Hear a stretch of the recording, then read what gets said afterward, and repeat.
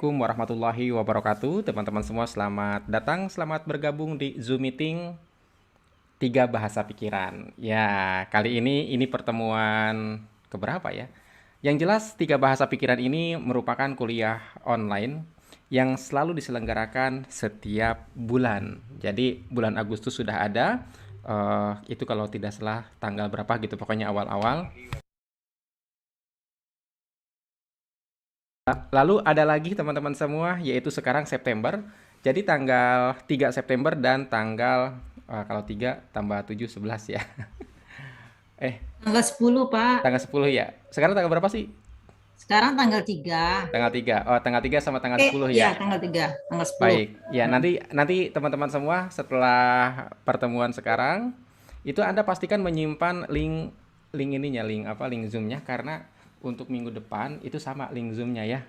Kayak gitu. By the way, ada yang sebentar ini suara kecil, jelas tapi kecil. Yang lain suaranya besar nggak? Kalau kecil tuh biasanya di sebelah kiri kali ya, di sebelah kiri atas itu ada pengaturan suara ya antara mikrofon sama suara tanpa mikrofon. Nih yang lain suaranya bagus, sudah jelas ya. Berarti yang suaranya kecil itu pengaturan handphonenya biasanya. Di sebelah kiri atas itu ada gambar seperti toa atau gambar seperti headset. Nah, pindahin kalau dari headset itu kecil suaranya ganti ke mode toa. Kayak gitu ya. Atau kalau Anda pakai headset ya pakai headset berarti ya. Baik, sebelumnya saya ingin tahu dulu teman-teman semua, ini yang tahu link Zoom dari email siapa ya? Ada yang tahu nggak? Oke. Yang tahu link Zoom dari email siapa? Atau semuanya tahu lewat Telegram? Saya pengen evaluasi aja sih. Anda tahu link Zoom ini dari mana? Dari Telegram atau dari email? Silahkan jawab di chatting.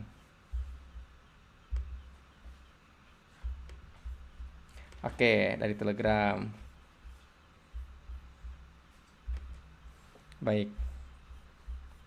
Sebenarnya saya juga ngirim lewat email sih, tapi mungkin lebih familiar Telegram Anda ya. Oke. Oke, rata-rata lewat Telegram. Oke, dan teman-teman semua siapa yang baru pertama kali?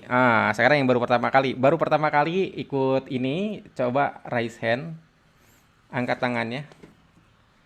Ada yang baru pertama kali teman-teman semua ikut ini? Oke, Kak Marcelinus Wika ya, baru pertama kali. Dari mana Pak?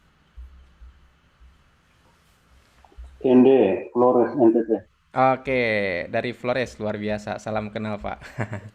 Ya, Oke, makasih Pak. siap. Kemudian dari apa? Ini yang pertama lagi siapa? Dari Bekasi ya. Bu Suyati bukannya udah sering atau ini Bu Suyati yang lain? Oke, teman-teman semua ini masih nunggu yang lain beberapa ya. Sekalian saya cek materinya. Oke, kelihatan teman-teman di layar? Apakah terlihat? Terlihat, Pak. Oke, baik.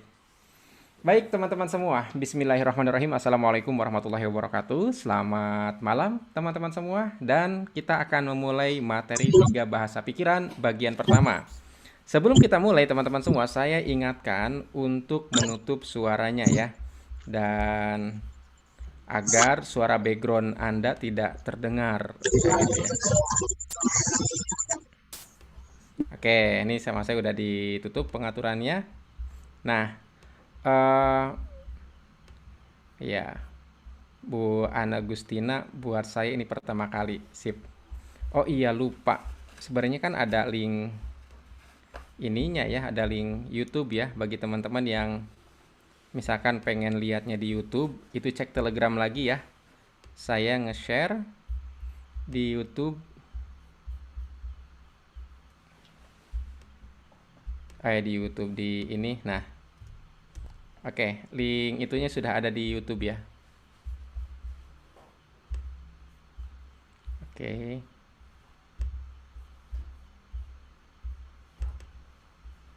Baik. Nah, ini dia nih. Oke, teman-teman semua. Jadi, tiga bahasa pikiran. Apa itu tiga bahasa pikiran? Sederhananya, kalau kita bicara tentang bahasa pikiran, itu mirip-mirip dengan bahasa pemrograman di komputer. Layaknya sebuah komputer, ada bahasa khusus yang membuat sebuah program berjalan atau tidak berjalan. Nah, pikiran juga demikian, teman-teman. Ada bahasa yang membuatnya memproses sebuah perintah menjadi sumber-sumber yang kemudian mendapatkan apa yang diinginkan. Tapi juga ada beberapa perintah yang tidak dianggap atau dianggap asing sehingga tidak dijalankan. Tidak, dampaknya seseorang tidak mendapatkan apa yang dia inginkan. Nah, sederhananya gini teman-teman semua. Pernah nggak teman-teman, katakanlah, enak kali ya kalau besok makan rujak, atau enak kali ya kalau siang ini makan rujak gitu ya, semacam ya lintasan pikiran macam itu. Nggak taunya ada yang ngirim, ada yang ngasih. Tapi kemudian ada seseorang yang mengatakan, duh gimana ya duit buat besok, hutang mesti bayar. Gimana nih? Kayaknya nih besok dapat, insya Allah dapat, insya Allah dapat gitu loh. Insya Allah saya besok. Nggak taunya sampai besok nggak dapat dapat itu. Pernah nggak teman-teman kayak gitu? Jadi ada kalanya satu lintasan pikiran jadi, tapi kemudian ada sebuah niat lain nggak jadi-jadi gitu loh. Pernah nggak seperti itu teman-teman? Oke, sering. Sering katanya ya. Oke, pernah ya. Nah, teman-teman semua, sebenarnya kalau mau jujur itu ada pola loh, ada pola. Ada pola kenapa sebuah lintasan pikiran terjadi, kenapa sebuah niat yang menggebu-gebu gak jadi-jadi gitu loh. Nah, saya itu mempelajari polanya. Dari pola inilah ternyata teman-teman semua, sebuah lintasan pikiran terjadi karena melibatkan tiga bahasa pikiran. Sementara sebuah niat menggebu-gebu tidak melibatkan tiga bahasa pikiran. Kayak gitu. Bahasanya malah bahasa yang lain.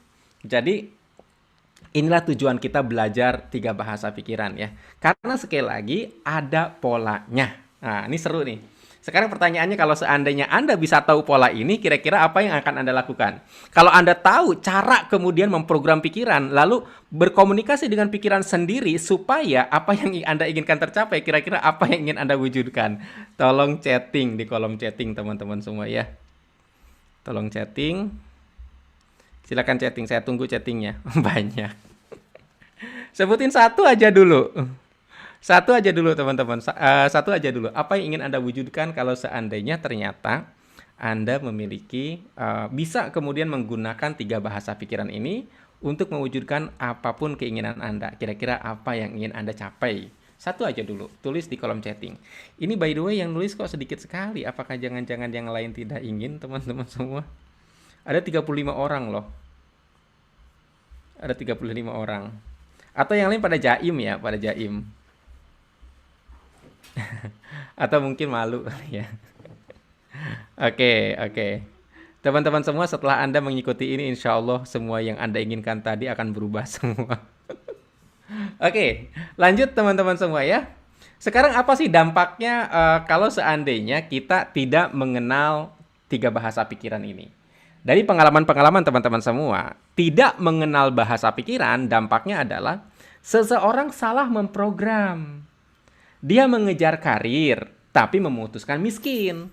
Atau ingin sehat, tapi memilih sakit. Ini masalahnya. Banyak orang nggak sadar teman-teman semua. Mereka tuh bekerja keras, pengen dapat karir yang bagus, pengen dapat income yang bagus. Tapi nggak sadar justru memutuskan miskin. Nah ini dia nih.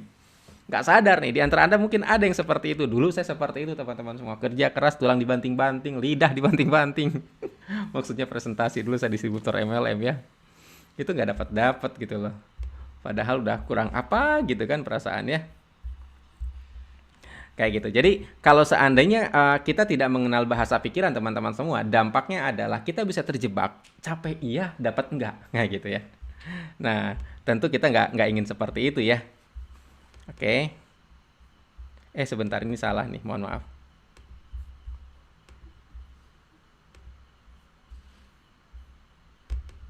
Oke. Jadi sekali lagi tidak mengenal bahasa pikiran bahaya.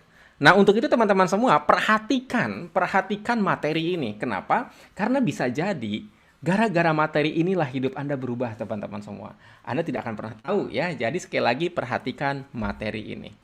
Nah, teman-teman semua, siapa sih yang perlu menyelaraskan tiga bahasa pikiran? Ya tentu saja orang yang merasa memiliki kehidupan yang tidak sesuai keinginan. Kalau seandainya Anda sudah merasa memiliki kehidupan yang sesuai, Anda tidak perlu lagi materi ini. Tetapi sepanjang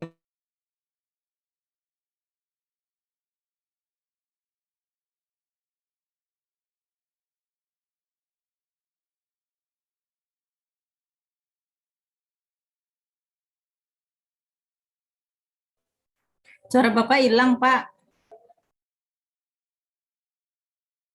Oh iya ini ya. Oh iya. Tadi ketutup, tapi nggak tahu kapan ketutupnya ya. Dari kapan itu ketutupnya? Saya antusias dari tadi ngomong ternyata hilang kali ya. Oke, saya ulangi ya. Nah, teman-teman semua, siapa yang perlu menyeraskan tiga bahasa pikiran ini? Yang perlu menyeraskan adalah mereka yang memiliki kehidupan tidak sesuai dengan keinginan. Siapa anda di antara Anda yang merasa bahwa, Pak, saya masih belum mendapatkan apa yang saya inginkan, berarti Anda perlu mempelajari ini, teman-teman semua. Jadi, beberapa member, bukan beberapa, banyak member setelah mempraktekkan materi ini, mencapai apa yang mereka cita-citakan. Jadi, pastikan Anda mendengarkan dengan baik. Selanjutnya kemudian teman-teman semua, apa sih bahasa pikiran itu? Sederhananya, itu ada tiga teman-teman semua. Sederhananya ya, singkatnya. Jadi kalau misalkan Anda penasaran apa sih tiga bahasa pikiran itu, ada tiga. Pertama bahasa. Apapun yang kita ucapkan adalah bahasa pikiran yang pertama. Sekedar ngomong, itu adalah bahasa pikiran yang pertama, teman-teman semua. Yang kedua, imajinasi apapun yang kita bayangkan. Apapun yang Anda bayangkan, baik Anda membayangkan hal baik maupun Anda membayangkan hal buruk, itu adalah bahasa pikiran yang kedua. Yang ketiga adalah emosi, apapun yang kita rasakan. Oke, Anda merasa baik, Anda merasa tidak baik, itu adalah bahasa pikiran. Oke, jadi yang dimaksud dengan tiga bahasa pikiran di sini adalah, dengan materi adalah, bagaimana kita menyelaraskan. Nah, bagaimana kita menyelaraskan tiga bahasa pikiran ini? Kenapa kita mesti menyelaraskan? Ternyata teman-teman semua, ini seperti tiga kekuatan yang ketika mereka bersambung satu menjadi satu, tiga bahasa imajinasi dan perasaan, emosi, ketika mereka berkumpul menjadi satu, ini menjadi wow. Dan seringkali ini dicapai pada saat Anda lintasan-lintasan pikiran yang tidak disadari tadi. Kayak gitu. Tapi begitu Anda niat, secara bahasa Anda mengatakan bisa, tetapi secara emosi sebenarnya gelisah, takut gitu kan. Kemudian secara imajinasi juga ngebayangin kegagalan, makanya jadinya nggak bener. Kayak gitu ya. Jadi Anda sekarang udah mulai paham sedikit-sedikit. Oke. Selanjutnya teman-teman semua, saya pengen cerita kepada Anda tentang bahasa pikiran yang pertama, yaitu ucapan. Jadi ada seseorang, ini kisah nyata, ini bener banget teman-teman semua. Ada seseorang menyekolahkan anaknya di sekolah yayasan, di mana syarat untuk masuk ke sekolah itu adalah keluarga tidak mampu, karena memang sekolah itu gratis. Sementara syarat dianggap tidak mampu adalah tidak punya rumah. Dalam pengertian masih ngontrak. Nah, orang ini teman-teman semua itu sudah punya rumah. Walaupun rumahnya ya kecil juga, tapi milik sendiri. Oke, milik sendiri rumahnya itu. Lalu ditanyalah, kok kamu bisa sih menyekolahkan anakmu ke sekolah itu? Itu kan sekolah untuk orang-orang yang orang tuanya masih ngontrak. Dia bilang aja ngontrak. Kayak gitu, bilang aja ngontrak. Teman-teman semua, saya lupa perhitungannya dari kapan sampai kapan gitu ya. Tetapi kemudian akhirnya orang itu terpaksa menjual rumah karena rugi bisnis. Jadi rumahnya itu benar-benar digadaikan sehingga rugi bisnis. Dan setelah itu mereka ganti kontrakan, kemudian ke kontrakan berikutnya, pindah lagi, ganti lagi, pindah kontrakan. Seperti itu selama bertahun-tahun. Ini nggak kebayang teman-teman semua.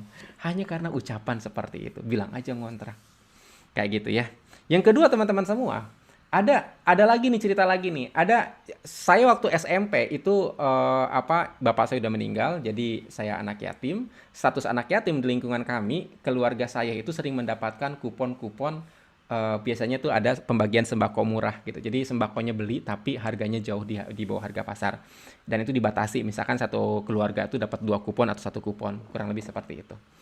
Nah, tetangga saya teman-teman semua itu dengan saya ya kurang lebih sama-sama duafa lah. Cuma yang menarik itu teman-teman, pada saat kami mau mengambil, saya ingat banget nih, dari rumah kontrakan, kita kan pada kontrak semua. Dari rumah kontrakan itu kita keluar ke teras, dari teras itu turun ngambil sendal masing-masing. Satu tetangga ngomong gini, kita kan kaum duafa, berhaklah dapat santunan kayak gitu. Jadi nggak sadar dia melabeli dirinya kaum duafa. Dan luar biasanya teman-teman semua, sampai si orang ini bercucu itu masih di status belum punya rumah, ya layak untuk disantuni. Walaupun katakanlah ya nggak miskin-miskin banget, enggak, tapi konteksnya adalah selalu saja disantuni. Kayak gitu. Ini luar biasa teman-teman semua. Jadi mempersepsikan duafa benar-benar bikin duafa beneran. Nah, mungkin di antara Anda ada yang suka lihat status-status Facebook gitu ya. Jiwa miskinku meronta-ronta. Jiwa miskin. Atau pejuang receh. Pernah nggak dengar kata-kata itu atau baca status-status macam itu? Siapa yang pernah baca atau dengar teman-teman semua? Kayak gitu. Pejuang cinta. Aduh, apa lagi? Nah, nggak sadar itu dia memasukkan sugesti ke dirinya teman-teman semua. Kayak gitu ya. Dan Anda nggak sadar sebenarnya ada imajinasi dan ada emosi yang selaras. Di mana ketika seseorang mengucapkan itu tidak ada penolakan sama sekali. Berarti sebenarnya selaras tuh. Ketika seseorang mengatakan, saya banyak utang gitu ya. Ya saya mah siapa sih orang banyak utang. Itu nggak ada penolakan, masa sih aku banyak utang? Nggak ada, biasa aja kayak ngerasa, iya ya aku juga banyak utang. Dan dalam imajinasinya dia mengimajinasikan hutangnya banyak kayak gitu ya, di mana-mana. Kemudian perasaannya gimana? Ya perasaannya ya, pelong aja, nggak ada penolakan. Itu sama aja memprogram dia untuk selamanya banyak hutang. Ini luar biasa, kayak gitu. Saya teman-teman semua pernah bisnis multi level. Saya bilang ke sponsor saya, pada saat saya tidak punya bisnis, hutang saya gede. Berarti kalau saya punya bisnis sekarang, pede banget dong hutang saya bakal lunas, jadi ngapain takut dengan hutang, saya bilang gitu. Dan ternyata teman-teman semua, itu luar biasa. Saya terjerat hutang. Saya terjerat hutang. Jadi itu pengalaman saya.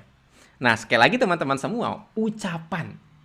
Bahasa apapun yang kita ucapkan. Nah, ini ada yang berbeda lagi teman-teman semua. Ini satu kasus, ini diceritakan di buku Reseta Tinsa Pikiran yang berjudul suatu hari di rest area Cikampek, saya lupa judulnya, pokoknya suatu malam di rest area Cikampek kalau nggak salah judulnya itu. Jadi ada dua kakak adik, sama-sama pedagang telur karena dari bapaknya diajari cara membuat telur asin. Jadi bapaknya itu mewariskan kepada anak-anaknya sebuah keilmuan, sebuah metode untuk membuat telur asin yang paling enak, kayak gitu. Si kakak berdagang di kota. Di kota tuh maksudnya di kota. Si adik berdagang di kabupaten. Jadi kan ada kota, ada kabupaten. Nah, sama-sama di pasar. Yang menarik teman-teman semua, ketika ada arisan, saya kan suka diajak arisan ya. Si adik tuh selalu bilang gini, mereka mah enak, bisa datang ke arisan, punya mobil, tinggal jalan, kerjaan udah beres, mereka orang gajian. Lah kita mah masih berjuang, kita mah orang susah. Nggak bisa kita ninggalin pekerjaan kita. Nggak kerja, nggak dapat duit. Kayak gitu. Sementara kakaknya yang berjualan di kota itu ngomongnya gini. Kita mesti tunjukin kalau kita tuh bisa. Wah, mereka bisa ikut arisan, saya ikut arisan. Bahkan kata dia tuh, kita mesti bertamu ke orang-orang yang sudah sukses untuk belajar sebenarnya seperti apa mereka itu. Kok bisa seperti itu? Saya pelajari katanya. Kayak gitu ya. Jadi satu orang selalu nunjukin bahwa kita mesti bisa. Kayak gitu. Dan yang bikin saya kaget, ketika kami berpisah selama kurang lebih 20 tahun, saya 20 tahun lagi ke sana, itu si kakak, itu udah punya rumah, rumahnya itu bukan satu, dan harganya di atas 1 miliar, lalu mobil ratusan juta, kemudian punya kebun, punya perkebunan, punya hasil pertanian gitu ya, investasi ke perkebunan. Sementara adik itu masih nyicil KPR, motor nyicil. Luar biasa perbedaannya teman-teman semua. Luar biasa banget. Ini dari label yang dilekatkan pada diri seseorang. Kayak gitu. Nah, cerita yang terakhir.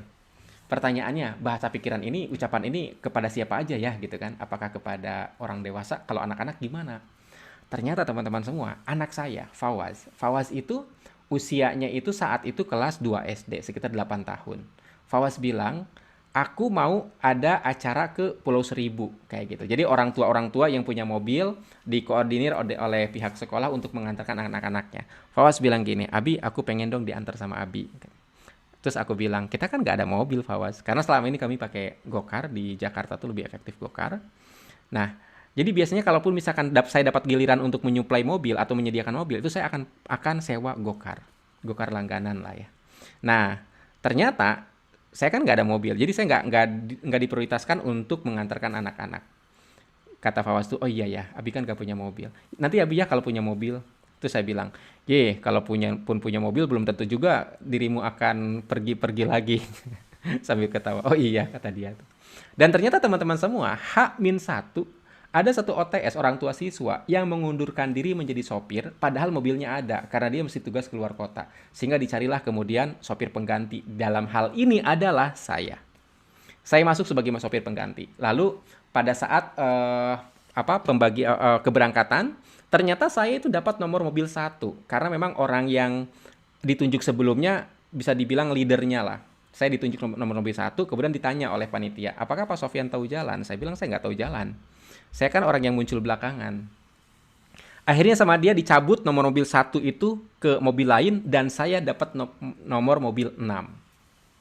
Dan teman-teman semua, aturan di sekolah itu orang tua sama anak itu nggak boleh satu mobil karena bisa bikin anak manja katanya kayak gitu ya. Tapi dengan pengaturan seperti itu teman-teman semua, Fawaz di kelompok 6 jadi masuk ke mobil saya. Pas di jalan itu saya bilang, Fawaz kita satu mobil. Kayak gitu. Itu luar biasa banget teman-teman semua. Akhirnya satu mobil. Jadi ternyata anak pun ketika ngucapin sesuatu, makanya ketika anak diajari afirmasi teman-teman semua, diajari tentang bahasa pikiran ini benar-benar kejadian. Ada kan satu member ketika anaknya minta sepeda, bapaknya tuh nggak ngasih karena nggak ada duit, anaknya nangis, sama si ibu daripada kemudian iya nak kita nabung aja, enggak, sama si ibu tuh nak kita bayangkan yuk sepeda gitu kan. Dia praktek bahasa pikiran ini, kemudian ucapannya masih seperti apa.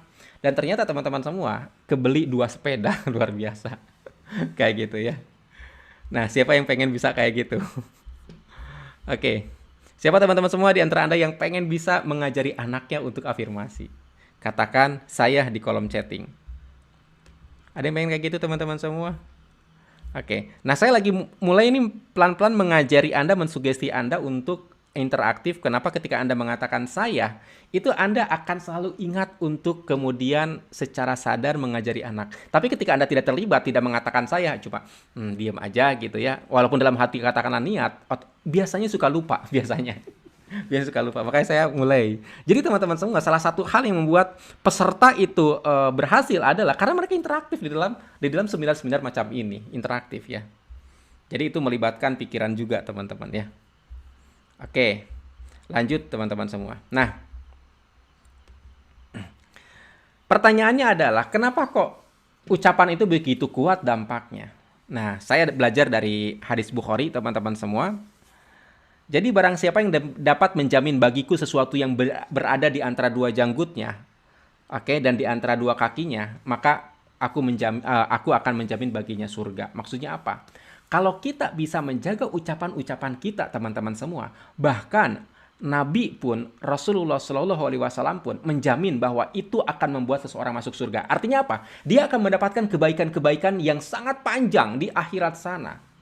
Dan kalau seandainya di akhirat punya dapat kebaikan, di dunia pun udah pasti teman-teman semua, udah pasti. Oke, jadi ucapan itu ternyata teman-teman semua berdampaknya itu jauh sekali, jauh gitu loh, melampaui perjalanan hidup kita, bahkan setelah kita mati masih ada aja tuh kebaikan-kebaikan yang dihasilkannya, yang disimpan dari ucapan-ucapan yang pernah kita ucapkan. Luar biasa banget. Jadi ternyata ucapan itu hebat teman-teman semua. Nah, kemudian saya pun belajar lagi dari dulu saya ikut pola pertolongan Allah. Ada sebuah seminar teman-teman semua pada tahun, saya lupa tahun berapa ya, kalau tidak salah 2017, kalau tidak salah saya ikut, itu tentang pola pertolongan Allah kayak gitu ya. Saya ikutan kan sama istri berdua, saya ikut di Bintaro saat itu ya. Nah, di sana tuh diceritakan bahwa ada kisah Nabi Musa, di mana ketika Nabi Musa dikejar oleh Fir'aun dan bala tentaranya. Kemudian Nabi Musa larinya ke arah pantai Laut Merah. Sahabatnya nanya, "Hai Musa, apakah ini perintah Tuhanmu?" Iya.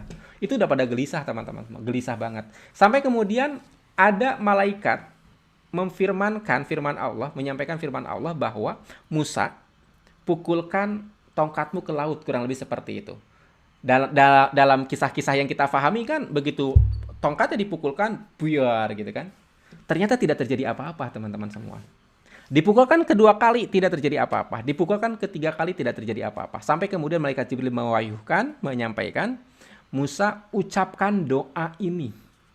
Jadi berdoa dulu, yaitu Allahumma lakal hamdu wa ilaikal mustaka wa angtal musta'an wa la haula wa la quwata illa billahil aliyil azim. Ya Allah, segala puji hanya untukmu dan hanya kepadamu lah tempat mengadu. Dan engkaulah penolong dan tiada daya upaya dan kekuatan melainkan dengan pertolongan Allah zat yang maha tinggi dan maha agung. Dan teman-teman semua ketika dipukulkan sekonyong-konyong langsung terbelah. Hikmah yang saya ambil teman-teman semua yang disampaikan oleh trainer PPA itu mengatakan bahwa sebenarnya teman-teman semua ini mesti lewat doa dulu. Kan logikanya Allah emang nggak ngerti apa bahwa hambanya sedang kesulitan. Allah paham. Tapi Allah ingin mengajarkan bahwa kekuatan itu ada dalam bibir kita.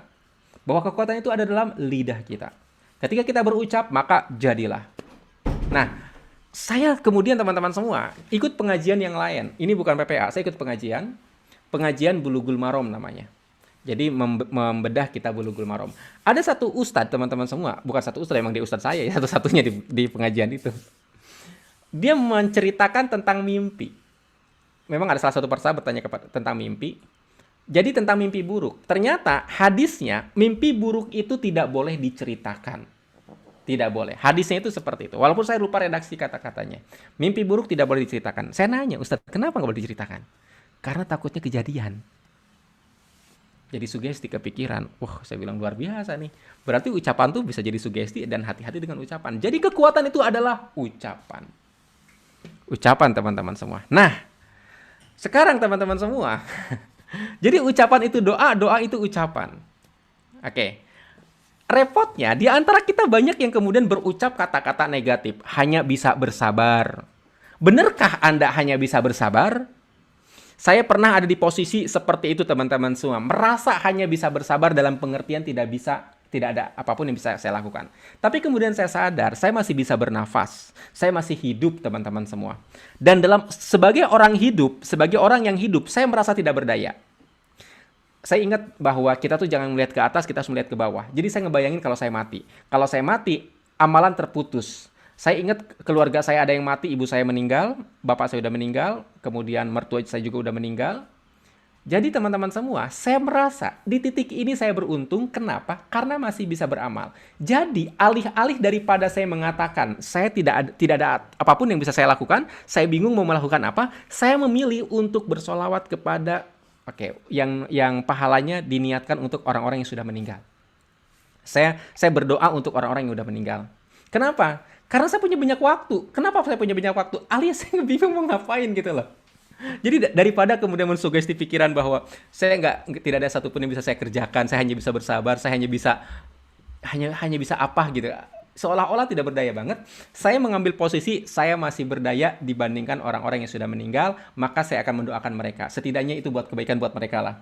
Kayak gitu. Jadi saya semacam dapat posisi yang superior bahwa ternyata saya enak loh masih hidup gitu kan. Daripada saya ngebandingin sama orang-orang yang di luar sana yang posisinya lebih tinggi seolah-olah saya tidak bisa ngapa-ngapain.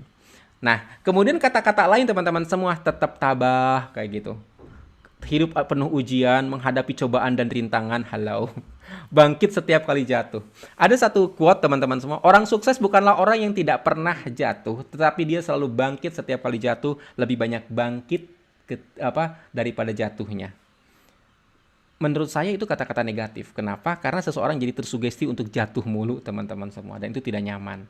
Jadi saya memilih untuk mengatakan bahwa orang sukses adalah orang yang dengan antusias berbagi kepada sesama. Dia antusias berbagi kepada sesama untuk mendapatkan ridho Tuhan. Nah, itu orang sukses. Tidak ada kata-kata jatuh, tidak ada kata-kata bangkit. Fokus kepada berbagi kepada sesama dengan antusias. Fokus kepada ridho Tuhan. Kurang lebih seperti itu teman-teman semua ya. Kemudian pasrah aja katanya ya. Pasrah. Nah, Konteks pasrah di sini seringkali lebih kepada putus asa yang dibahasakan secara positif. Itu poinnya. Bukan pasrah kepada Tuhan lalu kemudian Anda melakukan hal terbaik. Contoh teman-teman semua, pasrah dalam konteks yang baik. Anda berdagang. Ternyata tidak ada yang beli sampai siang hari. Maka Anda percaya sampai dengan sore tetap ada yang beli dan Anda tetap kemudian setiap kali ada yang bertanya dilayani dengan baik. Ternyata sampai dengan maghrib tidak ada yang beli juga. Tapi kemudian setiap kali ada yang bertanya, Anda tetap jawab dengan baik. Bahwa itu adalah kesempatan Anda beramal yang terbaik. Kayak gitu. Jadi konteks pasrah adalah Anda tetap melakukan hal yang terbaik. Ikhtiar yang terbaik. Tetapi Anda memasrahkan hadiahnya. Memasrahkan rezekinya kepada Allah. Bayarannya kepada Allah. Itu pasrah teman-teman semua. Jadi pasrah itu bukan putus asa gitu ya. Atau ada yang mengatakan makan aja susah, banyak hutang kayak gitu ya. Kayak gitu. Nah, sampai di sini teman-teman semua ada pertanyaankah? Kita lihat.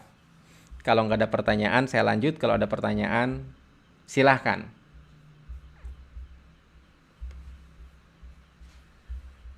Di chatting nggak ada pertanyaan? Saya tunggu beberapa detik. Beberapa detik lagi. Kayaknya aman ya. Oke, saya tutup lagi.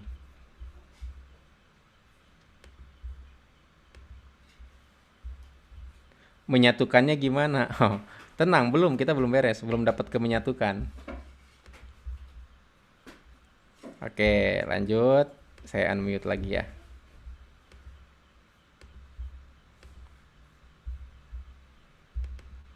Oke. Nah, teman-teman semua, mari kita berlatih untuk mengubah bahasa teman-teman semua. Daripada mengatakan hanya bisa bersabar kayak gitu ya. Kita ganti aja berharap ridho Allah. Oke. Kemudian daripada mengatakan tetap tabah, hidup penuh kenikmatan. Jadi ganti kata-katanya teman-teman semua. Hidup penuh ujian, ya hidup penuh kenikmatan. Menghadapi cobaan dan rintangan, Anda ganti kata-katanya dengan menerima tantangan Allah. Kayak gitu ya. Kemudian bangkit setiap kali jatuh, memilih maju dan bertumbuh. Enak kan? Kemudian ikhtiar terbaik pasrah aja udah ikhtiar terbaik. Makan aja susah, ganti selalu menerima rizki. Kemudian banyak hutang, ganti banyak cinta dan kasih sayang. Kenapa?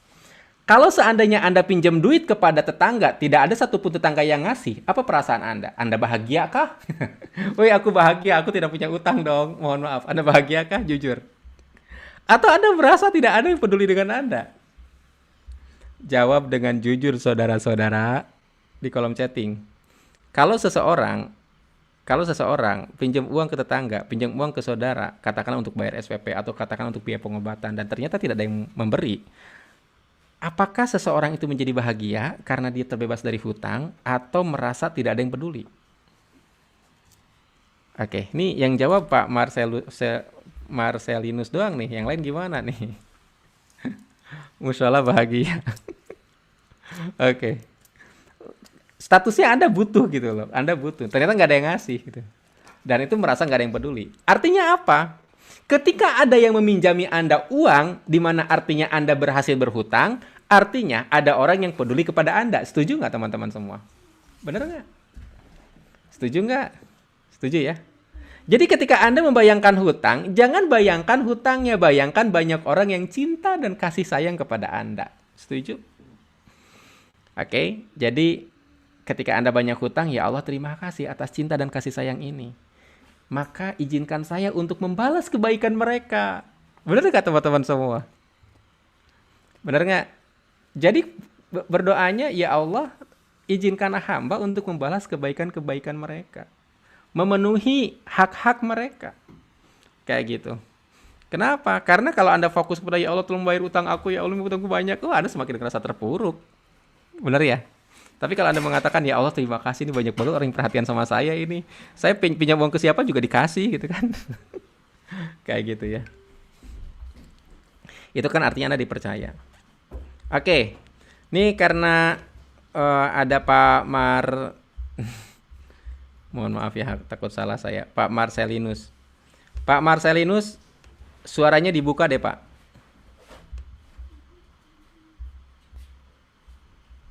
Pak Marcelinus Ya, ada? ya. Oke. Ada. Di layar ini kebaca, Pak? Kebaca, Pak, kebaca. Coba baca, Pak. Tuhan, aku mengadu kepadamu tentang rasa kecewa yang kupendam, ketakutanku yang kusembunyikan, tentang rasa sakit yang aku tahan. Lelah rasanya Tuhan, ini rasanya ada pundak yang menahan, ada senyum yang menghibur, ada peluk yang hangat, dan aku tahu itu adalah Engkau Tuhan. Tuhan, izinkan aku menangis malam ini, menumpahkan segala beban hati dan menyerahkannya kepadamu. Aku memilih mengosongkan jiwaku dan mengisi kembali dengan cinta dan cahayamu. Terima kasih Tuhan, kau selalu menemaniku. Alhamdulillah. Oke. Gimana rasanya, Pak Marcelinus? Gimana rasanya, Pak? Rasanya lega, Pak. Kenapa? Rasanya Rasanya gimana? lega. Lega. Oke, baik. Terima kasih. Rasa Jadi lega, Pak. betul. Jadi susunan kata-kata itu teman-teman semua bisa mempengaruhi perasaan kita. Bisa mempengaruhi perasaan kita. Kalau Anda mengatakan, ya Tuhan hidupku banyak hutang, perasaan Anda apakah lega? Gitu kan? Enggak, Anda semakin sesak. Beda kalau seandainya, ya Allah terima kasih banyak orang yang perhatian sama saya, ya Allah izinkan saya untuk membalas perhatian mereka. Nyaman. Apalagi ini teman-teman semua ya. Ini sebenarnya kalimat yeset teman-teman. Siapa yang mau baca ini? Ada yang mau baca? Yang baru-baru loh ya, yang baru-baru nih. Yang baru-baru ada yang mau baca? Silakan raise hand yang mau atau buka suara.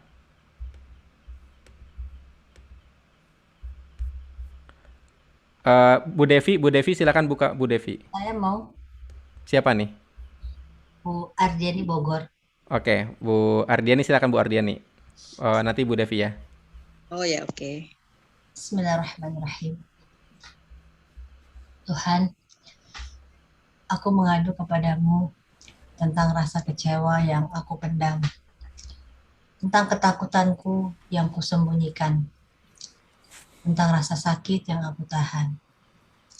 Lelah rasanya Tuhan, ingin rasanya ada pundak yang menahan, ada senyum yang menghibur, ada peluk yang hangat, dan aku tahu itu adalah Engkau Tuhan. Tuhan, izinkan aku menangis malam ini, menumpahkan segala beban hati dan menyerahkannya kepadamu. Aku memilih mengosongkan jiwaku dan mengisi kembali dengan cinta dan cahayamu. Terima kasih Tuhan, Kau selalu menemaniku. Alhamdulillah. Gimana rasanya Bu? Rasanya cinta banget sama Allah. Alhamdulillah. Ya, Terima kasih ya Bu ya. baik sama-sama. Oke, Bu Devi mana Bu Devi? Tadi udah Bu Devi deh.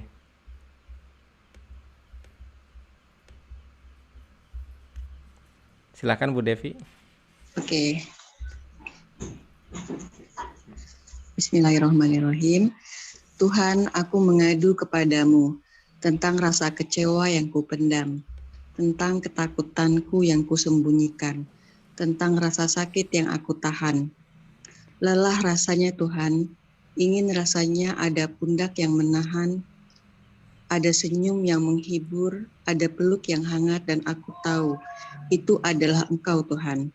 Tuhan, izinkan aku menangis malam ini, menumpahkan segala beban hati dan menyerahkannya kepadamu. Aku memilih mengosongkan jiwaku dan mengisi kembali dengan cinta dan cahayamu. Terima kasih Tuhan, Kau selalu menemaniku. Alhamdulillah. Oke, gimana Bu rasanya Bu? Lebih lega. Lebih lega ya. Nah ini kalau baca berulang kali semakin baik Bu. Oke, silakan di screenshot. Bu Suratni, mana Bu Suratmi?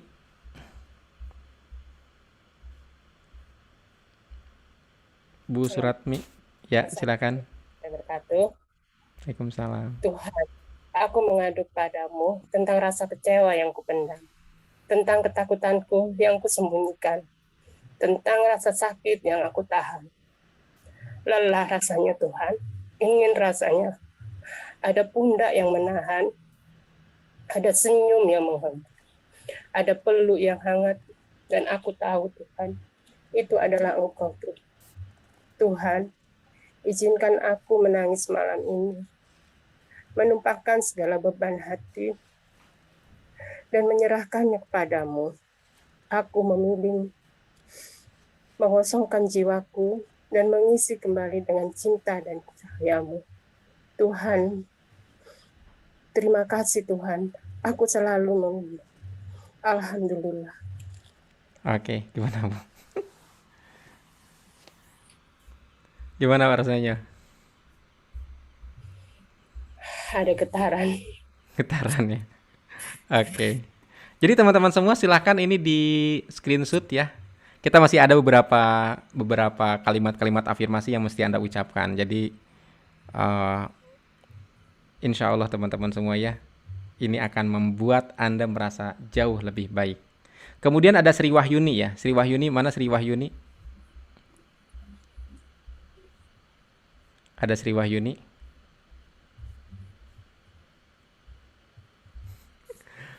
Kata Bu Eis pengen ikut baca tapi jelas Saya, mewek Pak. Baca sendirian aja nyesek. Iya. Oke silakan Bu Sri Wahyuni ya tadi ya namanya ya. Saya mohon maaf lupa. Ya Pak, saya. Ya silakan dibaca. Ya Tuhan, aku mengadu kepadamu tentang rasa kecewa yang kupendam, tentang ketakutanku yang kusembunyikan, tentang rasa sakit yang aku tahan. Lelah rasanya Tuhan, ingin rasanya ada pundak yang menahan, ada senyum yang menghibur, ada peluk yang hangat, dan aku tahu itu adalah Engkau Tuhan. Tuhan, izinkan aku menangis malam ini, menumpahkan segala beban hati, dan menyerahkannya kepadamu. Aku memilih mengosongkan jiwaku dan mengisi kembali dengan cinta dan cahaya. Terima kasih Tuhan, Kau selalu menemaniku. Alhamdulillah. Oke. Gimana rasanya Bu? Rasanya plong lega Pak. Iya, alhamdulillah. Baik teman-teman semua, silakan Anda screenshot bagi yang Pak saya mau bicara, mau membacakan ini. Oke, mungkin kesempatannya sudah habis, nanti ada lagi teman-teman semua. Tapi yang jelas ini screenshot sama Anda ya, dan pastikan Anda membaca berulang kali. Pada saat Anda membaca ini teman-teman semua, bayangkan masalah yang Anda alami. Oke, itu kodenya ya. Anda ucapkan, bayangkan. Berarti bayangkan ngapain dong? Imajinasi. Tadi pertanyaan menyatukannya gimana tadi? Nah ini salah satunya. Anda baca tapi bayangkan masalah yang Anda alami ya. Baik, lanjut teman-teman semua. Nah, selanjutnya teman-teman semua, kenapa kita mesti memperhatikan ucapan-ucapan kita? Sebab ucapan itu ketika diulang-ulang menjadi repetisi, menjadi perhatian, menjadi filter, menjadi border. Border itu apa? Pembatas apa yang kita kehendaki atau kita pilih dengan apa yang tidak kita pilih. Contoh, seseorang mengatakan pejuang receh. Yang namanya pejuang teman-teman semua, mendapatkan sesuatu dengan banyak pengorbanan. Lalu receh itu bukan uang besar, receh itu ya 100, 200, 1000, 2000, seperti itu. Sehingga ketika seseorang mengatakan pejuang receh tanpa disadari, dia memilih untuk memberikan banyak pengorbanan sekedar mengumpulkan 1000, 2000 kayak gitu. Pertanyaan saya, apakah benar seseorang memilih punya kehidupan seperti itu? Tapi ketika diulang-ulang teman-teman semua, tidak peduli dia niatnya seperti apa, diulang-ulang, akhirnya apa? Pikiran akan selalu memfokuskan kepada receh-receh. Sementara peluang bisnis jutaan, ratusan juta, miliaran itu nggak tersentuh, nggak terakses.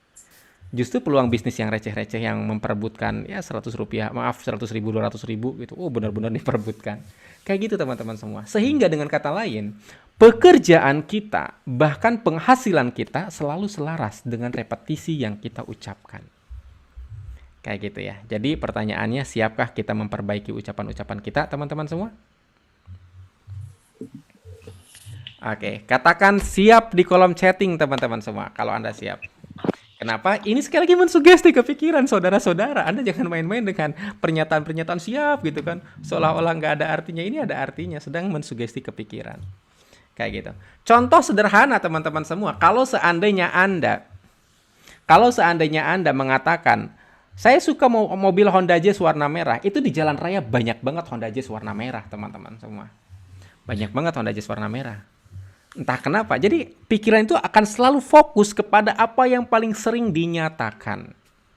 Ketika Anda mengatakan, suamiku itu ya, dia tuh selalu begini.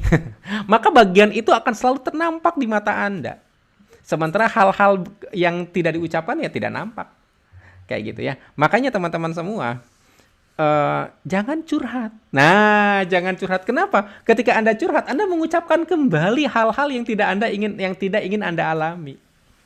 Ada salah satu pembaca buku Resep Hati curhat terus sama saya, sehingga saya terpaksa mengingatkan, Bu, jangan curhat sama saya. Kenapa? Karena itu jadi sugesti kepikiran. Kayak gitu. Dan ketika diulang-ulang, ya udah itu jadinya begitu lagi, repot. Kayak gitu ya. Jadi berhenti curhat. Pak, kalau saya pengen punya masalah, pengen solusi gimana? Curhatnya sama Allah. Nah, ini konteksnya udah mulai berbeda. Curhatnya sama Allah dengan cara apa? Tadi ini. Tadi ya, kayak gitu. Sip. Bu Suratni ada pertanyaan atau gimana nih tadi? Raise hand atau yang tadi ya? Bu Suratni ada pertanyaan? Gimana?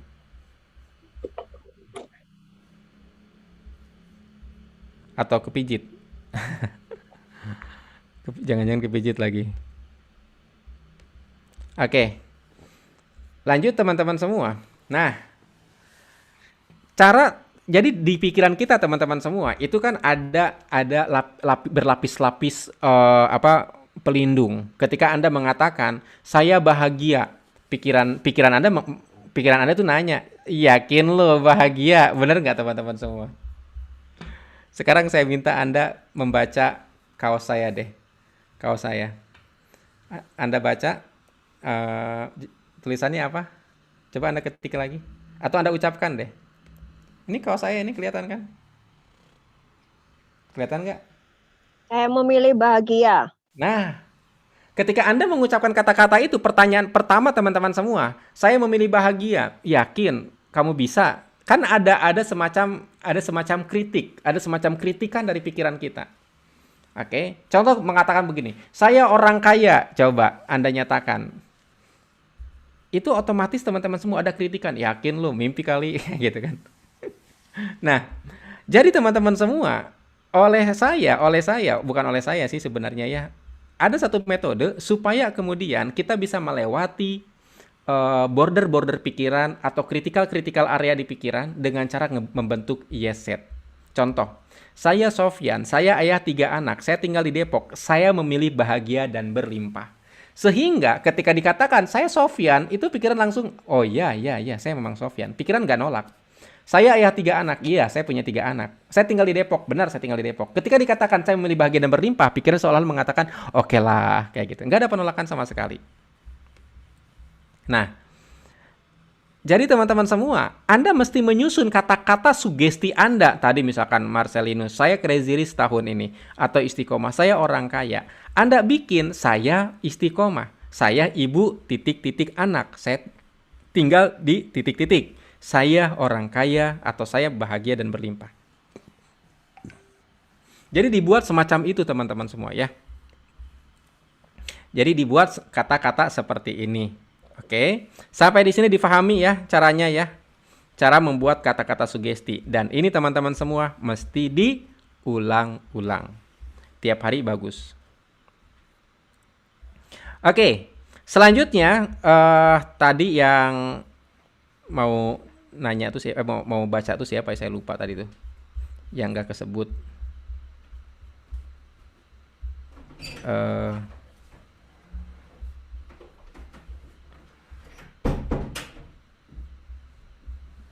Siapa tadi yang Sri Wahyuni udah ya? Oke, siapa yang mau baca ini sekarang?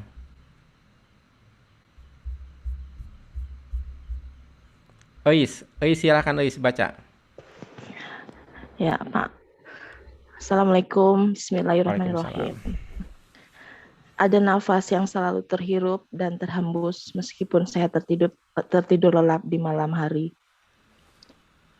Ada darah yang senantiasa mengalir membawa nutrisi dan kebaikan untuk seluruh organ tubuh meskipun saya tak menyadari. Ada sel yang selalu membelah, mengganti sel mati dan rusak secara otomatis, membuat saya senantiasa tumbuh dan sehat setiap hari. Ada banyak keajaiban yang saya alami, ada banyak kebaikan yang saya terima, ada banyak cinta yang saya rasakan.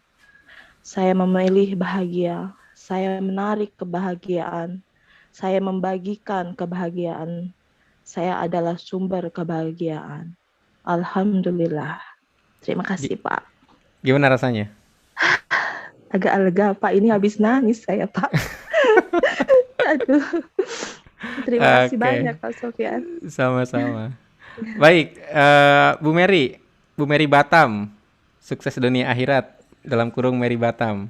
Iya, Pak. Silakan baca. Bismillahirrahmanirrahim.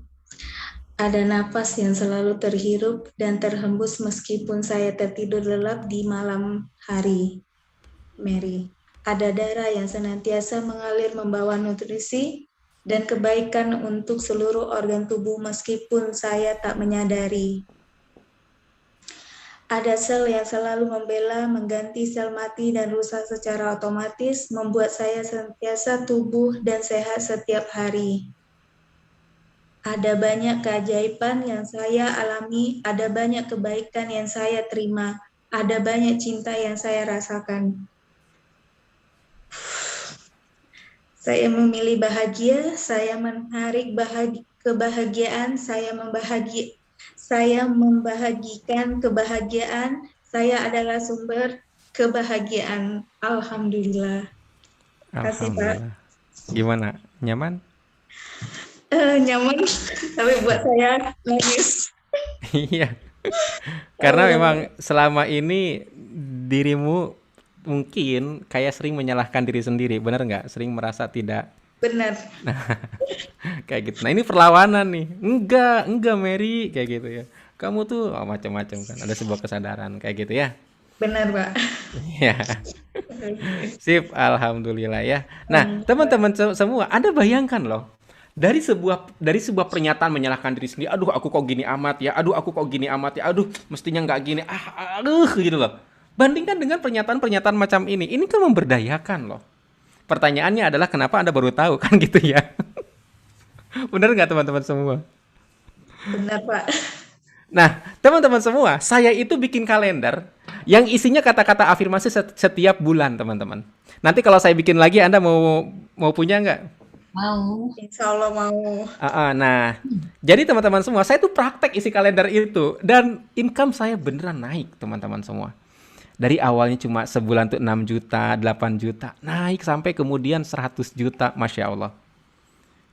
Dari gini teman-teman semua. Padahal kalau misalkan jadi entah kenapa kita tuh bakal menemukan sumber-sumber yang membuat kita bahagia. Jadi kalau saran saya, Anda jangan langsung ngotot misalkan saya pengen uang 100 juta, saya jadi orang terkaya, saya jadi enggak usah, Anda fokus ke rasa bahagia aja. Kenapa? Karena ketika Anda bahagia, itu adalah pengalaman yang Anda rasakan. Tapi kalau misalkan Anda fokus ke kekayaan, itu hanya Anda mendapatkan sesuatu, tapi belum tentu Anda rasakan. Kayak gitu ya. Jadi langsung ke rasa bahagia aja. Pada ujung-ujungnya teman-teman semua, Anda pengen kaya pun, hakikatnya adalah untuk menjadi bahagia. Benar nggak teman-teman? Saya pengen kaya dan banyak bersedekah. Faktanya, bersedekah membuat Anda bahagia. Setuju saudara-saudara? Jadi ujung-ujungnya membuat rasa Anda bahagia, teman-teman semua. Jadi fokus ke rasa bahagia sehingga Anda menarik banyak kebahagiaan. Kayak gitu ya. Oke, lanjut. Nah, teman-teman semua, bagaimana cara untuk bahagia? Oke, cara untuk bahagia adalah buang hal-hal yang membuat Anda tidak bahagia. Sekali lagi, rumus bahagia adalah buang seluruh sumber-sumber yang membuat Anda tidak bahagia. Oke. Dan apa yang membuat Anda tidak bahagia? Di antaranya adalah meratapi nasib sendiri. Benar nggak teman-teman semua? Di antara hal yang membuat kita tidak bahagia adalah meratapi nasib sendiri. Sekarang pertanyaan saya, setujukah kita untuk memaafkan diri sendiri? Setujukah Anda untuk memaafkan diri sendiri dan mencintai diri sendiri sepenuh hati? Setuju teman-teman semua? Oke. Sekarang siapa yang mau latihan selanjutnya? Siapa yang mau buka suara? Boleh. Siapa? Bogor. Ardiani. Bu Ardiani. Ya. Bayangkan bayi ini. Bayangkan ini adalah seorang Ardiani saat masih kecil. Kebayang? Oke. Lalu ucapkan kata-kata ini. Aku mengasihimu sayang. Ucapkan.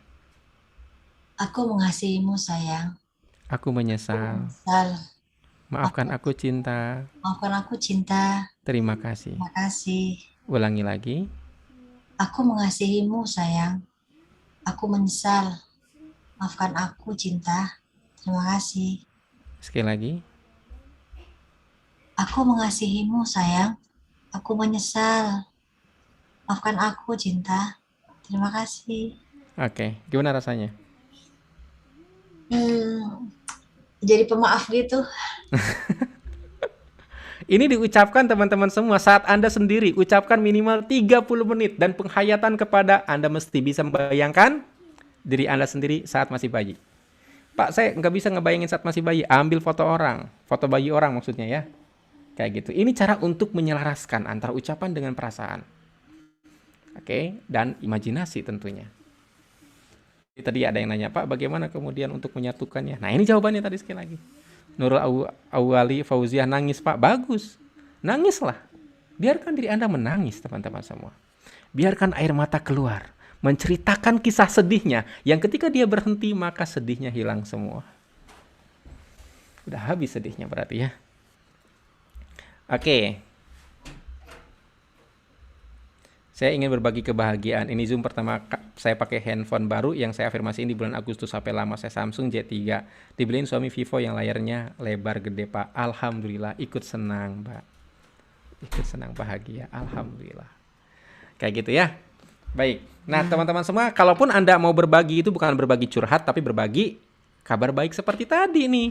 Seperti Reza kayak gitu ya. Mbak Reza, alhamdulillah saya dapat ini. Alhamdulillah kayak gitu kan. Jangan berbagi kesedihan. Teman-teman semua, ini ada satu pelajaran dari kasus. Anda tahu kasus yang terakhir di media sosial itu kisah pembulian di salah satu lembaga, bener ya? Teman-teman tahu itu? Tahu nggak? Kalau nggak tahu, ntar saya kalau nggak tahu ya. Nggak tahu ya. Jadi ada kasus pembulian salah satu staf di lembaga itu terjadi cukup lama, pembulian dan pelecehan. Bertahun-tahun kayak gitu ya. Dan si orang ini pernah minta untuk dipindahkan, tapi nggak menceritakan apa alasannya pindah ke divisi lain, oleh atasannya ditolak. Akhirnya dia tidak tahan, mengadulah dia di media sosial. Wah, media sosial, KPI katanya ya. Nah, saya tidak ingin mencermati itu teman-teman semua. Tetapi ada satu grup WhatsApp, ada satu grup WhatsApp teman-teman semua. Dia mengatakan begini, kalau saya jadi dia ya, saya akan bla bla bla bla. Waduh, itu ngeri banget. Kalau saya jadi dia ya, saya akan kayak gitu. Itu mengerikan teman-teman semua. Kata-kata itu mengerikan. Kenapa? Ketika seseorang curhat, Anda curhat, nggak sadar, Anda pun akan tersugesti. Kalau aku jadi dia ya, benar nggak teman-teman semua? Benar nggak? Ketika Anda mendengarkan orang lain curhat, Anda pun tersugesti ada di posisi orang yang bercurhat itu. Nah, itu masalahnya. Makanya ketika Anda mendengarkan curhat, kehidupan Anda mirip dengan orang yang dicurhati tadi, yang bercurhat tadi. Itu nggak sadar, teman-teman semua. Sekali lagi, nggak sadar. Nah, saya mengingatkan Anda, daripada Anda bercurhat-curhat, mendingan ceritakan kebaikan-kebaikan. Sehingga orang yang mendengarkan Anda justru ketularan. Kayak gitu, ketularan dengan kebaikan yang Anda terima. Pak, ini sombong dong. Bukan sombong. Kalau dapat rezeki Allah emang harus diceritakan. Kalau dapat masalah, ngadu sama Allah. Jangan ditukar. Dapat rizki, cerita ke Allah, ya Allah makasih, makasih. Begitu dapat masalah, cerita ke orang. Ketukar itu. Oke? Kayak gitu ya teman-teman semua. Lanjut. Nah, tugas Anda selanjutnya, nah ini tugas Anda nih. Tugas Anda selanjutnya adalah, dari sejak Anda tadi masih bayi, Anda runut pengalaman-pengalaman yang tidak menyenangkan sepanjang Anda alami sampai Anda berkeluarga sekarang. Dari bayi, saya pernah dicubit, Pak, misal. Saya pernah ngeliat ibu saya dipukul sama bapak, Pak, misal. Saya pernah diapain waktu kecil, saya pernah dilecehkan, Pak. Apapun itu. Anda tulis aja dulu cerita-ceritanya, saya pernah digini, saya pernah digini. Lalu Anda tangkap, bayangkan satu, lalu ucapkan, aku mengasihimu, aku menyesal, maafkan aku cinta, terima kasih. Jadi Anda membayangkan diri Anda sedang disakiti atau sedang mengalami musibah atau hal yang tidak menyenangkan, seolah-olah datang sosok malaikat yang itu adalah Anda sekarang ke Anda masa lalu itu. Nah, ini masalah imajinasi nih teman-teman semua. Jadi Anda bayangkan sekali lagi diri Anda yang masih katakanlah usia 5 tahun sedang mengalami dibully sama teman-teman, lalu ada malaikat bersayap gitu ya, dalam hal ini sebenarnya Anda juga, dan mengatakan kepada anak kecil itu yang usia 5 tahun tadi, aku mengasihimu sayang, aku menyesal, maafkan aku cinta, terima kasih. Oke? Itu lakukan berulang-ulang sampai Anda ngerasa lega. Bagi muslim ketika Anda sudah merasa emosinya sangat memuncak, Anda ganti dengan istighfar. Astagfirullahalazim, astagfirullahalazim, astagfirullahalazim. Seperti itu ya. Oke, sampai sini teman-teman semua, ada pertanyaan? Saya Pak Sofyan. Silahkan. Baik, tadi kan kita membayangkan diri kita kecil dan kita mengucapkan apa yang seperti Pak Sofyan sampaikan. Ini pertanyaan pribadi sebenarnya. Jadi kan kalau kadang-kadang kalau cobaan itu di rumah tangga itu kadang-kadang suami yang gimana ya? Ini maaf jadi curhat ini. Yang notabene itu tidak menyenangkan dalam bahasa gitu. Jadi kadang-kadang bahasa itu yang menyakitkan. Kadang-kadang kan nyesek gitu ya. Nyesek itu Pak Sofyan. Nah, ketika kita mengucapkan seperti tadi, kemudian kita memaafkan, kemudian masih berlaku seperti apa, perlakuannya seperti itu, harus ucapan apa lagi yang harus kita ucapkan supaya yang tadi, aku bahagia. Gitu. Oke. Aku gitu. Ada dua yang ingin saya tangkap dari Ibu. Pertama, Ibu mengatakan cobaan. Benar nggak, Bu, tadi kata-katanya? Ya. Apa ujian ya? Ya? Ibu menggunakan kata-kata apa tadi? Cobaan kalau nggak salah ya? Iya. Ya, cobaan itu apa sih, Bu? Saya dicoba. Siapa yang mencoba Ibu? Saya kali. Jadi itu. Jadi ya, saya tadi... Enggak, justru kita mesti menyepakati dulu. Apa itu cobaan hidup? Oke, kita lepaskan dulu tentang Ibu. Tapi seringkali ada kata-kata cobaan hidup. Setuju nggak, Bu? Pernah saya dengar begitu. Apa itu cobaan hidup, Bu? Cobaan. Siapa pelaku yang memberi cobaan kepada orang itu? Sepertinya diri sendiri ya Pak Sofyan. Jadi, cobaan itu mirip dengan ujian, benar nggak? Saya diuji, saya dicoba, benar nggak? Dan ketika seseorang mempersepsikan dirinya sedang diuji, berarti dia pasif. Dia tidak memiliki kekuatan apa-apa. Dia mempersepsikan aku hanya korban, aku sedang diuji saja. Seolah-olah dia tidak bersalah sama sekali. Benar nggak, Bu? Sebab makna ujian sebenarnya kepada orang-orang soleh untuk diuji kualitas keimanannya. Benar, Bu? Setuju. Ketika seseorang mengatakan saya sedang diuji, berarti dia mempersepsikan dirinya soleh tidak punya dosa. Benar nggak, Bu? Sehingga dia tidak tertarik untuk mengevaluasi diri sendiri. Orang-orang yang meyakini dirinya diuji, dicoba, itu tidak akan pernah mampu mengevaluasi diri sendiri karena pikirannya tertutup. Sebab persepsi aku dicoba, aku diuji. Sampai sini paham, Bu? Paham. Jadi Ibu tidak tahu apa yang keliru dari diri Ibu karena pemilihan kalimatnya juga Ibu tidak merasa. Oke? Di sini dulu. Yang kedua, bagaimana kalau aku sudah melakukan ini tapi hasilnya ternyata negatif? Apalagi aku harus lakukan? Perhatikan, Ibu sudah membayangkan bahwa metode ini pasti gagal. Tidak, saya tidak membayangkan gagal, tapi saya mengharapkan berhasil. Oke, perhatikan Bu. Bagaimana kalau seandainya aku sudah melakukan ini, tapi ternyata sikap suami masih aja seperti itu? Itu kan pertanyaan Ibu. Ya. Pertanyaan saya, apakah Ibu itu tuh pengalaman yang udah terjadi atau pengalaman yang belum terjadi sebenarnya yang Ibu pertanyakan tadi? Belum Belum terjadi. terjadi. Belum terjadi. Dan Ibu memilih membayangkan itu. Paham nggak, Bu? Ah, Dan justru itulah yang akan terjadi, Bu. Alhamdulillah. Ngerti? Ya. Justru kalau seandainya, Pak, bagaimana kalau seandainya bila mana umpamanya nih misalnya? Jawaban saya adalah hapus imajinasi itu. Ya, insya Allah. Semudah itu, paham, Bu? Ya, tadi sudah saya membayangkan dari ikut sama Zoom ini saya sudah membayangkan dia gini. Pokoknya yang positif semua. Cuma rasanya di hati teh ada tadi pertanyaan, benar nggak ya? Nah gitu. Nggak apa-apa kan? Sekarang dapat penegasan kan? Sudah imajinasi saya, dia menyenangkan, dia membuat saya bahagia gitu. Udah saya bayangkan itu. Itu pun bukan itu, Bu, bukan begitu caranya. Ibu bayangkan aja kejadian-kejadian negatif yang sudah dialami, setelah itu Ibu ho'oponopono. Cukup sampai di situ. Apakah ini akan berhasil? Ingat, Ibu nggak tahu. Bener nggak? Ibu nggak tahu. Kenapa nggak dilakukan dulu? Allah. Paham ya? Paham. Syukron Pak Sofyan. Sama-sama. Ini Sri Ismiati nih nanyanya gimana nih? Itu tadi kan maksudnya kalau belum terjadi kita ngebayangin ya Pak ya. Kadang-kadang kan naik turun nih ya. Pas terjadi misalnya kan sebenarnya kan ya mengharapkan sesuatu terus kejadiannya itu nggak sesuai dengan harapan gitu loh Pak. Nah itu Bu, harus bagaimana? konkret aja deh, apa sih yang udah terjadi? Jawaban saya jadi, Bu, nanti kalau begini nanti begitu aja, Bu. Nanti Ibu belok kiri, nanti Ibu belok kanan. Ngerti nggak, Bu?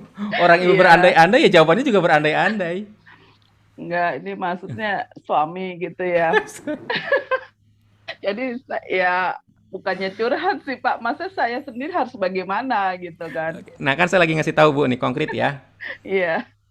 Lupakan suami, Ibu fokus ke kejadian-kejadian yang tidak menyenangkan. Paham? Ya. Kalau Ibu pernah ikutan kulwap Zoom membongkar rahasia diri melalui analisa tanda tangan, ya. Oke, di situ kan dikatakan bahwa apa yang kita alami sebenarnya bentukan kita sendiri. Seringkali bahkan sikap orang tua yang tidak kita sukai itu melekat di pasangan kita seringkali karena kita membayangkan itu berulang-ulang. Sampai sini paham, Bu? Paham.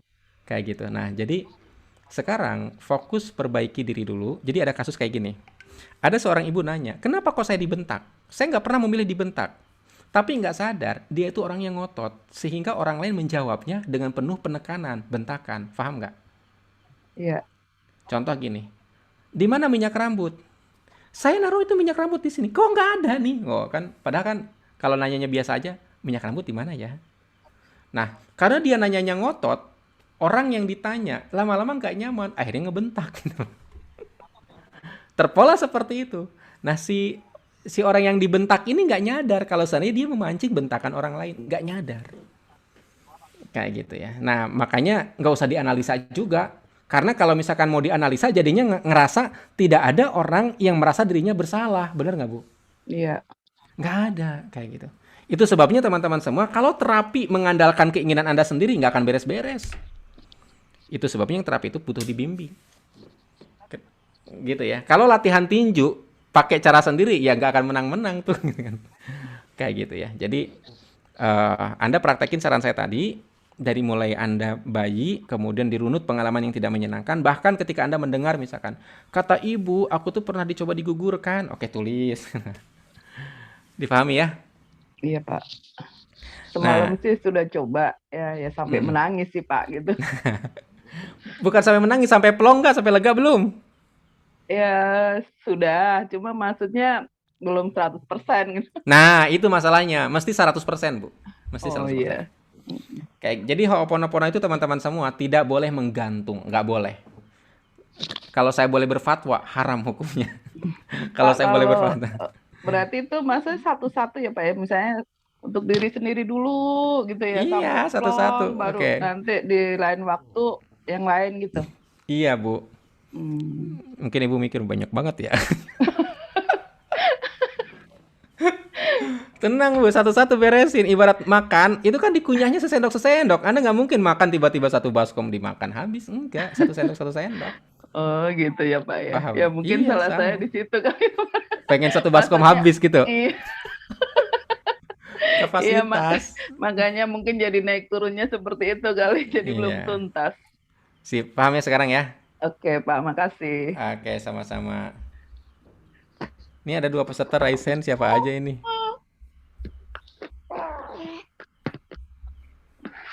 Ada yang mau nanya lagi atau nggak ada? Pak, saya mau nanya. Silahkan.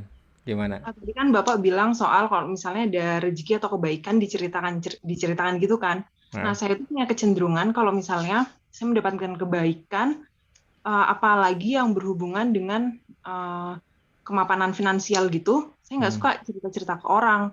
Tapi saya senang kalau cerita ke orang tua. Nah, saya nggak suka cerita ke orang karena saya nggak mau diekspektasikan orang kayak orang kaya atau apa, karena saya nggak mau kayak orang tuh berteman dengan saya karena faktor itu.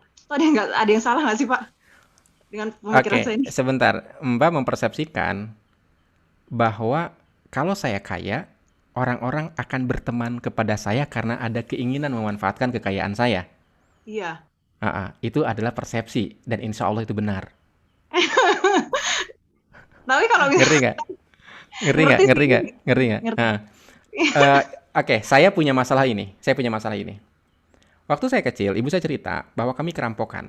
Sampai kemudian kakek saya itu didudukin, jadi mau bangun didudukin. Dia berusaha mendorong itu didudukin lagi, sampai kemudian meninggal. Nah, saya memang saat itu di kampung, itu satu-satunya rumah yang punya televisi. Anda kebayang ya, di kampung. Jangan bayangin sekarang ya, dulu di kampung. Kemudian satu-satunya rumah yang punya mobil bak terbuka, walaupun mobil itu buat usaha. Semuanya itu rata-rata di sana buruh tani, atau katakanlah petani ya. Kalau misalkan punya mobil untuk angkut pertanian, wah orang kaya, ya kan? Nah, tapi kemudian dengan cerita itu teman-teman semua, dengan cerita bahwa saya pernah kerampokan, walaupun saya nggak ngerasa sih ya, cuma karena masih kecil, itu ibu saya bilang, kita kerampokan dulu, karena kita orang kaya. Nah, jadinya gimana coba pikiran saya? Kalau kaya berarti kerampokan. Dan itu yang bikin saya ngabisin duit cepet banget saat itu. Jadi punya duit berapapun habis mulu. Nggak sadar loh. Pola saya itu ngabisin duit. Pola saya itu saat itu ya, kemarin-kemarin. Begitu saya terapi sekarang saya terapi. Saya bayangkan ibu saya bayangkan jadi ibu saya ketika dia mengalami perampokan itu, lalu saya ho'oponopono. Saya bayangkan jadi kakek saya. Lalu ho'oponopono, macam-macam, dipraktekin ho'oponopono, nangis emang. Tapi setelah itu lega. Sekarang saya berani jadi orang kaya. Makanya income saya naik. Paham. Kayak gitu ya. Pak, kalau misalnya nggak nyadar nih sumber yang membuat saya berpersepsi seperti itu, seperti apa? Terapinya seperti apa Pak maksudnya? Terapinya analisa tanda tangan. Oh ya, siap. saya barusan kepikiran itu, terus saya menganalisis diri saya, wah jangan-jangan dalam diri saya ada mental takut kaya nih. Emang itu udah jelas ada mental takut kaya karena takut dimanfaatkan sebagai orang kaya, paham nggak? Iya, Nah, paham Pak. dari tanda tangan itu bisa nanti kita akan cek nih ada kejadian-kejadian apa, walaupun katakanlah belum tentu juga kebongkar semua, tapi bisa jadi kebongkar juga gitu kan. Iya. Soalnya beberapa hari ini saya tuh kepikir kejadian di masa lalu yang sebetulnya itu beberapa kali membuat potensi income saya masuk besar dan itu berlanjut bisa sustain. Tapi saya kayak membuat hal itu nggak terjadi gitu. Terus saya Iya. kayak gitu Pak, paham ya Pak? Paham. Ada satu member teman-teman semua mengalami itu setelah diterapi. Income terakhir dapat reward 1 miliar.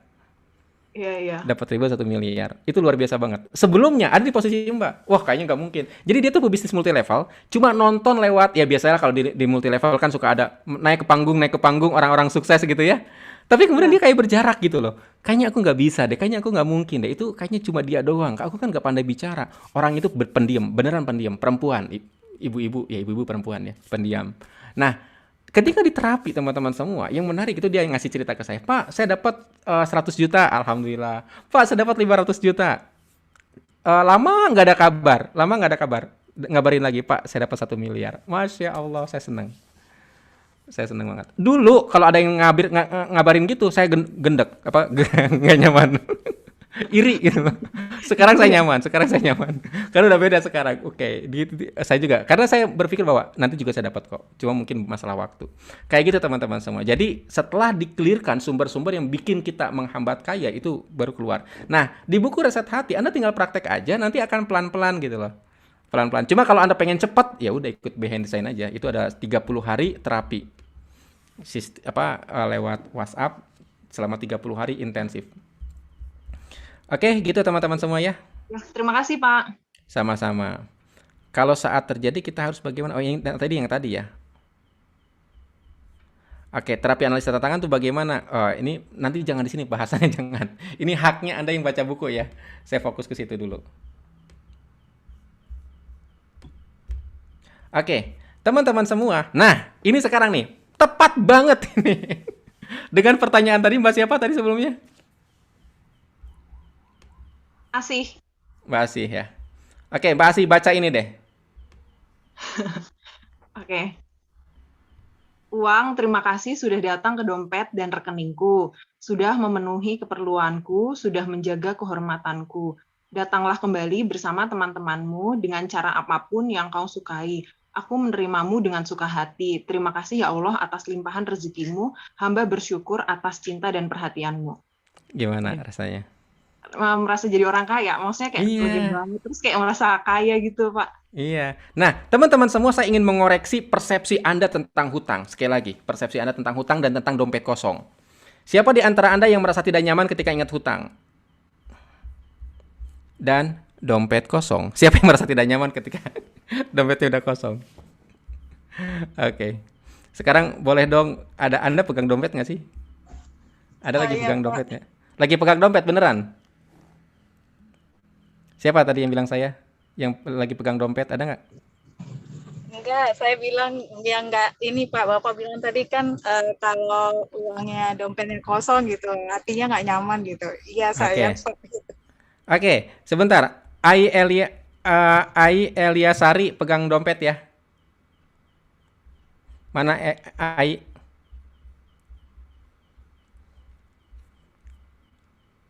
Mana Ai ada suaranya?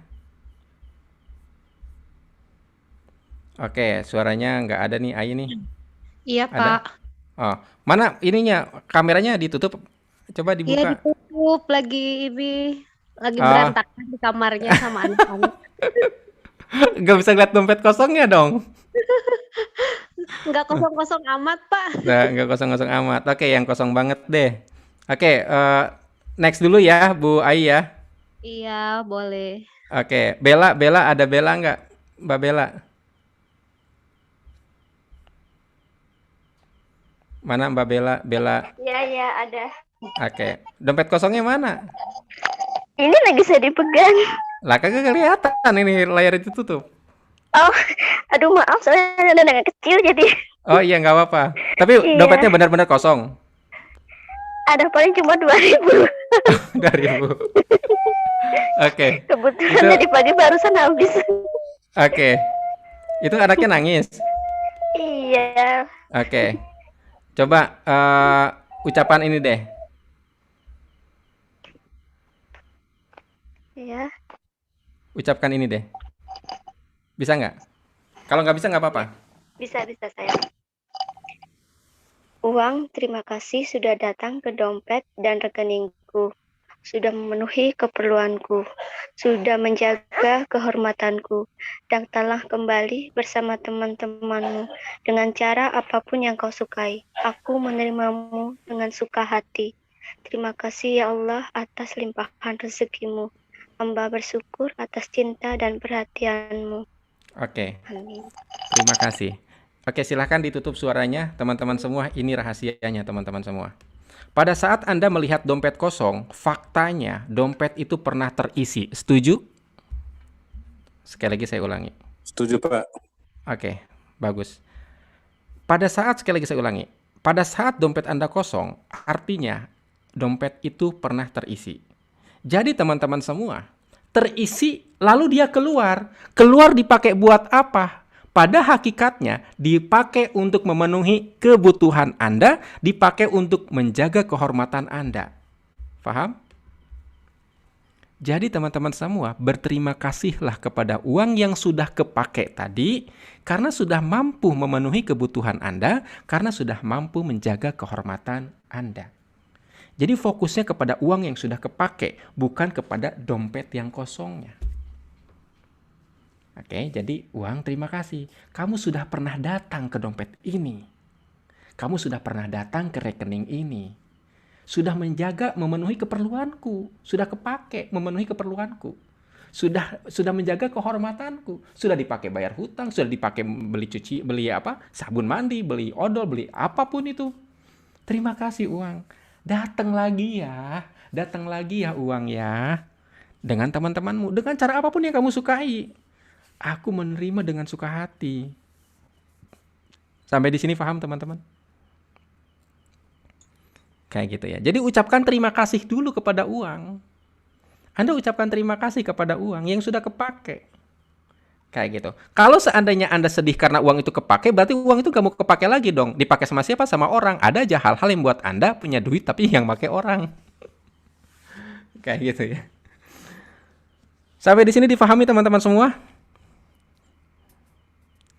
Oke, segera balik lagi, jangan sungkan-sungkan. Wah, Bu Ai kayaknya seneng banget. Kayak gitu ya teman-teman semua ya. Jadi ubah persepsi tentang uang teman-teman. Ketika Anda melihat dompet Anda kosong, ucapkan terima kasih bahwa uang pernah datang ke dompet Anda dan artinya uang itu pernah bermanfaat untuk Anda. Oke. Karena ketika dompet Anda terisi dengan uang, belum tentu uang itu kepake oleh Anda. Setuju nggak teman-teman semua? Bagaimana kalau seandainya tiba-tiba ada keluarga yang sangat sakit, mohon maaf jatuh sakit dan butuh duit, Anda langsung keluarkan uang Anda kepada orang lain itu, kepada saudara Anda itu. Artinya bukan Anda yang memanfaatkan. Tetapi ketika uang itu bermanfaat untuk Anda, ya alhamdulillah, terima kasih. Jadi ini yang saya lakukan teman-teman semua. Dan ini menurut saya salah satu yang membuat saya selalu bertumbuh bertambah teman-teman. Jadi ketika, ya saya juga tidak selamanya ada duit gitu ya. Ada saat-saat dimana, nggak ada nih. Alhamdulillah ya Allah, uangnya sudah kepake, sudah bermanfaat. Oke, saya sampai ngomong ke istri kalau lagi menghibur diri itu. Alhamdulillah Mi, uangnya udah kepake, udah bermanfaat, udah berguna. Oke, uang datang lagi ya. Kayak gitu teman-teman semua ya. Oke. Sampai sini teman-teman semua ya. Dan ingat, hutang adalah bukti Anda dicintai dan disayangi.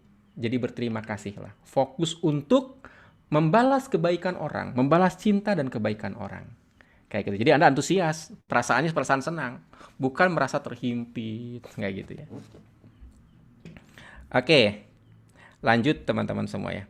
Jadi teman-teman, yang akan menjadi pembeda keberhasilan metode ini adalah ketika Anda memupuknya setiap hari. Ketika Anda mengatakan, ketika Anda tahu, sadar, ingat, Anda tahu, sadar, itu adalah satu hal, berarti masuk ke dalam pikiran, oh ternyata uang itu memang mesti diucapkan terima kasih, supaya dia balik lagi datang bersama teman-temannya.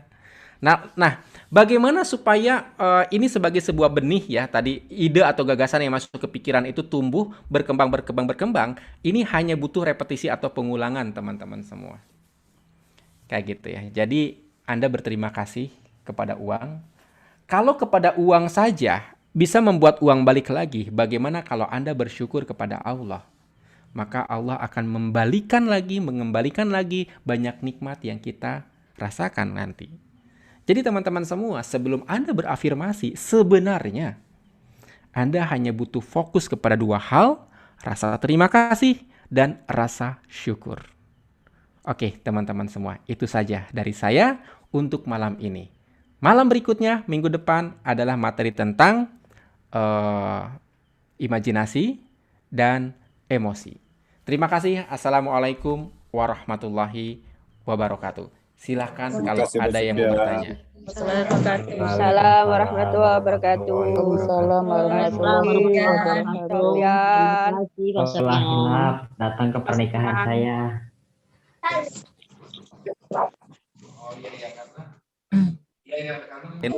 Udah terpenuhi nih. Mau nanya. Ya, silakan. Kalau misalnya udah ikut yang terapi dan afirmasi itu kan ada bagian analisis tanda tangan ya Pak. Itu tuh kapan? Oke, analisa tanda tangan itu nanti setelah bab ruqyah dan taubat sebelum masuk ke Ho'oponopono. Oh iya. Sebentar. Ini emang suara saya masih kedengeran ya? Masih Pak. Oh, tapi kayaknya gambarnya diem ya? Iya, nggak ada gambar. Nge-freeze. Nggak ada gambar. Oke, nggak apa-apa lah. Yang penting suara saya terdengar. Sofian mau tanya. Ya, silakan. Yang intensif itu kapan? Yang intensif itu dimulai 16 September sekarang. Jadi kemarin kan udah mulai itu tanggal 1 kalau nggak salah. Nah, bagi yang baru-baru ini dikumpulkan. Jadi sekarang itu kita kayak per gelombang gitu loh. Kalau kemarin-kemarin kan enggak, begitu masuk mulai. Kalau sekarang tuh bergelombang karena ternyata pangsa pasar saya itu kebanyakan ibu-ibu, dan ibu-ibu tuh lebih suka dalam satu grup WhatsApp gitu ya, dikasih taunya di situ gitu loh. Nah, selama 30 hari, nah nanti tuh ada tugas-tugas tuh di situ tuh. Lalu teman-teman nanti dapat buku kerja. Jadi ada buku kerjanya diisi. Itu sekalian mengobati ya, mengobati luka batin itu. Bahkan luka fisik juga bisa terobati, cie. Masya Allah. Karena sebenarnya penyakit itu penjara pikiran, Bu. Dalam itu penyakit itu sugesti. Saya bisa ngomong gini itu karena saya sakit mah, saya alhamdulillah sembuh. Kayak gitu. Jadi gitu ya, Bu ya. Nanti penyakitnya sembuh Jadi sendiri. kalau mau ikut daftarnya? Ada nanti saya kasih di channel Telegram Reseta Tinta Pikiran ya pendaftarannya ya. Ya, oke. Kasih Pak Sofian. Sama-sama. Oke, teman-teman semua, sepertinya tidak ada pertanyaan dan saya berbaik Ada sangka. Pak sebentar. Oh iya ada ya. Ya, tadi yang untuk praktek yang memaafkan diri sendiri itu apa tadi? Oponomo, apa sih kata apa tadi? Ho'oponopono. Oponopono itu berarti kita catat dulu ya Pak ya. Misalnya pengalaman-pengalaman buruk kita tulis gitu, nanti kita ucapkan, tulis lagi, ucapkan gitu ya Pak ya. Iya, karakter pikiran itu tidak mau mengingat kejadian yang tidak menyenangkan. Setuju nggak teman-teman? Jadi ditulis dulu biar terikat tuh. Jadi ketika lupa, sebenarnya bukan lupa, memang cara pikiran agar kita nggak gila gitu, mohon maaf ya. Karena kalau ingat terus-terus kita juga stres juga kan. Kayak gitu. Nah, makanya ditulis. Tapi ditulis untuk diterapi ya. Nah, saya peringatkan pada saat Anda praktek Ho'oponopono tidak boleh berhenti sebelum lega. Kenapa? Karena ketika Anda berhenti padahal belum lega, artinya penyakit-penyakit yang dikubur dikeluarin semua. Lalu Anda hentikan. Lah ini jadi masalah. Oke. Jadi jangan menghentikan terapi sebelum lega ya. Itu peringatan saya. Makasih Pak Sofian. Oke, sama-sama. Baik, nampaknya tidak ada lagi. Saya cek di kolom chatting. Oke, nggak ada. Baik, teman-teman semua, kalau tidak ada saya cukupkan sampai di sini. Kalau seandainya ada kata-kata yang baik itu hanya dari Allah saja. Kalau ada kata-kata yang buruk itu murid dari saya. Jangan pernah bilang bahwa ini ilmu Sofian, ini ilmu Allah. Terima kasih. Assalamualaikum warahmatullahi wabarakatuh. Selamat malam. Waalaikumsalam warahmatullahi wabarakatuh. Terima kasih.